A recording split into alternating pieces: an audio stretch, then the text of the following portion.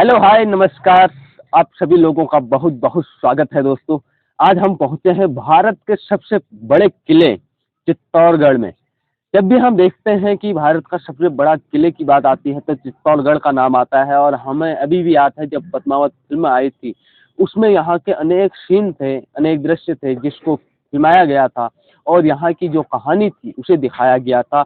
इस भूमि का अपनी वीरता, त्याग, समर्पण और विश्वास के साथ एक नाता रहा है। और यह भूमि अपने आप में महान है क्योंकि यहाँ महाराणा प्रताप जैसे महान योद्धा जो भारत की शान अभी तक रहे, उनकी यह भूमि है। हम हल्दी घाटी का युद्ध करें तो कल हम वहां भी थे, तो वहां भी बहुत खूबसूरत उनका म्यूजियम बना हुआ है। उसमें दिखाया गया था कि इस तरीके से उन्होंने अपना एक विशेष बल दिखाते हुए एक संघर्ष किया था इस जिंदगी में।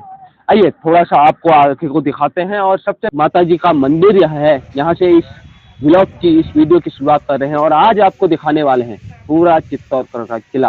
आइए बनिए हमारे साथ। तो जैसे सुबह से आपको हम बता रहे हैं कि हम चित्तौड़गढ़ में हैं और अब देखिए हमारे ठीक पीछे दूर दूर तक आपको अनेक किले दिखाई देंगे, अनेक विशेषताएं दिखाई देंगी, अनेक चीज दिखाई देंगी।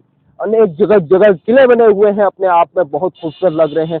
यहाँ आके अलग ही महत्व है इस चीज का। तो खुशी मिल रही है कि हम आज चित्तौड़गढ़ में हैं। वह भूमि जो महाराणा प्रताप की थी, वह भूमि जहाँ रानी पद्मावत रहती थी, यहाँ उनका महल है और वे दोनों अपनी वीरता के लिए जाने जाते हैं। पूरा महल, ये भारत का सबसे बड़ा किला, अपनी वीरता के लिए जाना जाता है। और इतिहासों में कहीं ना कहीं इसको कुछ दबाने की कोशिश अवश्य की, लेकिन जो महान होता है वह महान ही रहता है, चाहे कोई कितनी भी कोशिश कर ले। और उसका सबूत, क्योंकि आजकल आप देखते हैं दुनिया में सबूत मांगे जाते हैं, तो सबूत ये है चित्तौड़गढ़ का किला है। इतने बड़े भूभाग में फैला हुआ यह किला, इतने बड़े बड़े मंदिर और उन किलों में जो आकृतियां बनी हुई हैं, कलाकारी दिखाई गई है, वाकई में अद्भुत है, अनोखी है, गजब है। इसीलिए यह हमारे ऐतिहासिक शहरों में सबसे महान है, मैं यहाँ से कह रहा हूँ। इसीलिए यहाँ आके बहुत अच्छा लग रहा है। तो दोस्तों इस समय हम हैं बहुत ही विशेष जगह में और जो ठीक पीछे आप मेरे देख रहे हैं ये है विजय स्तंभ। राजा कुंभा ने अपनी जीत की खुशी में इस स्तंभ को बनवाया था जब उन्होंने गुजरात और मध्य प्रदेश को जीता था। और यहाँ विजय स्तंभ केवल देखने में एक खड़ी मूर्ति या बिल्डिंग नहीं है, इसका अनेक महत्व है। बड़े ही आध्यात्मिक तरीके से इसे बनाया गया है। यह 9 मंजिला है, तो इसे 9 ग्रहों के रूप में यहाँ पर बनाया गया है। राजा कुंभा ने इसको बनाया था और तब इसे बनाने में उस समय में 90 लाख रुपए लगे थे, यानी कि 1400 ईस्वी के करीब जब यह बना तब 90 लाख रुपए। आज इसकी कीमत आप समझ सकते हैं, लगभग 10 से 15 साल का वक्त केवल इसे बनाने में लग गया था। और यहाँ ऊपर जा सकते हैं, सीढ़ियां हैं, लेकिन कोरोना काल से इसे बंद कर दिया गया है ताकि ऊपर कोई न जाए। तो यह अपने आप में बहुत विशेष है। इस समय यह विजय स्तंभ ही राजस्थान की जो पुलिस होती है उसके बाजू में लगा होता है। राज्य की प्रतीक के तौर पर यह जाना जाता है इस समय राजस्थान में। तो बहुत विशेष यह विजय स्तंभ। और आप थोड़ा सा मैं ऐसे घूमता हूँ, ये वीडियो में मेरे को पता है उतना साफ या क्लियर मेरे पास नहीं दिखाई दे रहा होगा, लेकिन जो इसका इतिहास रहा है वह बहुत ही गजब रहा है। और जो ठीक पीछे देख रहे हैं ये मंदिर है, ये राजा भोज ने बनाया था।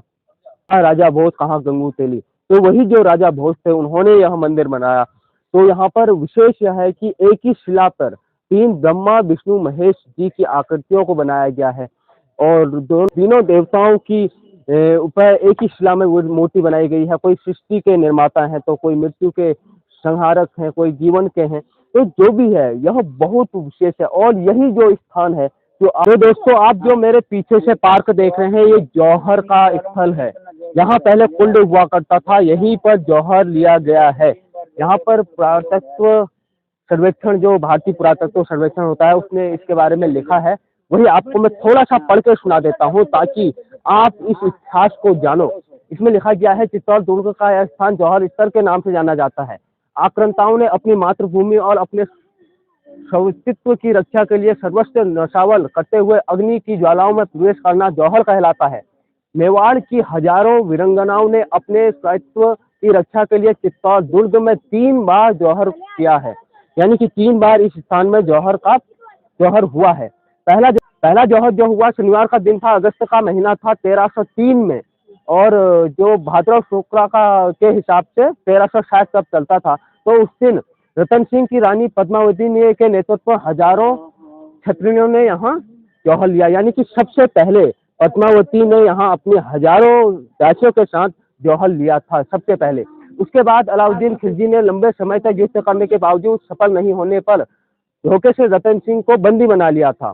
वीर गौरा बादल ने चतुराई से खिलजी की छावनी में घुसकर रतन सिंह को छुड़ाने के साथ बड़ी संख्या में उनकी सेना को नष्ट कर दिया। खिलजी के अंतिम युद्ध में हजारों वीर नारियों ने जौहर किया और छत्री केसरिया बाना पहर छत्रों पर टूट पड़े। ये अपने आप में बहुत बड़ी बात है। अब एक लाइन और पढ़ देता हूँ यहाँ तक। प्रथम जौहर के 232 वर्ष बाद वीर संघ 1592 में दूसरा जौहर हुआ। राणा सांगा की मृत्यु के पश्चात योग्य उत्तराधिकारी के अभाव में व्याप्त अव्यवस्था देखकर गुजरात के शासक बहादुर शाह ने अपनी पुरानी हार का बदला लेने के लिए चित्तौड़ पर आक्रमण किया। बाघ सिंह के नेतृत्व में मेवाड़ी वीरों ने डटकर मुकाबला किया।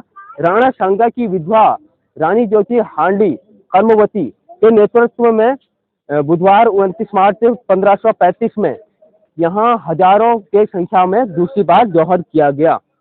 यह आपको केवल एक ग्राउंड दिखाई दे रहा होगा, पार्क दिखाई दे रहा होगा, लेकिन इसका इतिहास अपने आप में 3 जौहरों से जुड़ा हुआ है। जो तो अब हम इसमें हैं गोमुख के सामने, गोमुख के रहने वाले हम लोग गोमुख के सामने देख सकते हैं गोमुख कुंड।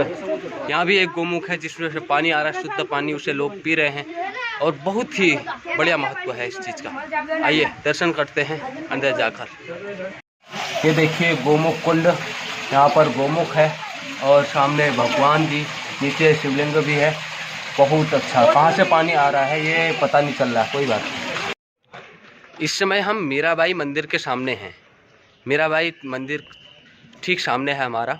अंदर फोटोग्राफी नहीं कर सकते, बाहर से आपको दिखा रहे हैं। आज शिवम भाई भी हैं, थोड़ा मीराबाई के बारे में इनको अच्छा ज्ञान है। तो क्या हुआ था मीराबाई के बारे में थोड़ा बताइए आप।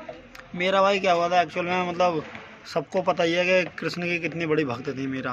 बिल्कुल। और ऊपर ये यहीं की इनकी मतलब ससुराल थी चित्तौड़गढ़, और इनकी शादी हुई थी राजा भोजराज से, और उनके ससुर थे राणा सांगा।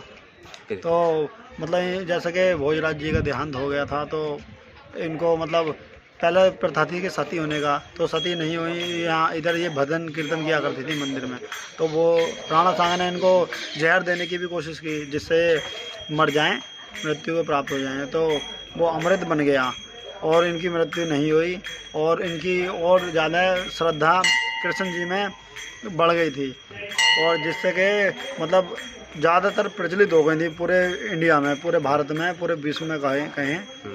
तो फिर इसके बाद क्या हुआ, ये गुजरात चली गई द्वारका में। वहाँ द्वारका में विराजमान है एकदम हमारे कृष्ण भगवान। तो वहाँ पे कहा जाता है कि वहाँ इन्होंने बोला कि अब ये दुनिया मेरे पर सवाल उठाती है, तो मुझे आप अपने में समाहित कर लीजिए। तो कहा जाता है कि वहाँ मूर्ति के बीच में से खंडित हो गई, बीच में से 2 भाग हो गए मूर्ति के, और इसमें वो मीरा जी जो हैं समा गई हैं। जी बिल्कुल, जैसे कि आपने बताया कि ये पूरा मामला मीराबाई का, और मीराबाई अपने आप में बहुत बड़ी भक्ति थी दोस्तों। दुनिया में केवल 2 ही लोगों की मृत्यु नहीं हुई है, जिसमें माँ सीता पृथ्वी फटने से नीचे ज़मीन में समा गई थी, और मीराबाई कृष्ण। ये देखिए कितनी बड़ी बात है। और ये मीराबाई का मंदिर है, ठीक सामने एक मंदिर है, ये भी अलाउद्दीन खिलजी ने इसका खंडित किया था। जो मूर्तियां थी यहाँ वह तोड़ दी थी, इसको बाद में फिर बनाया गया। पहले ये विष्णु का था या ब्रह्मा का मंदिर था, बाद में इसको कृष्ण का मंदिर बनाया गया। कृष्ण राधा की इसमें फ़ोटो है, और यह चित्तौड़गढ़ का सबसे बड़ा मंदिर है, सबसे आध्यात्मिक मंदिर भी है और बड़ा भी है। तो यह यहाँ पर ठीक सामने मंदिर है, आप देख सकते हैं। पर इतनी आकृतियाँ बनी हुई हैं, इतना कुछ बना हुआ है बहुत ज़्यादा। इसको लेकिन बार बार खंडित किया गया है आक्रमणकारियों के द्वारा, इन क्रूर शासकों के द्वारा।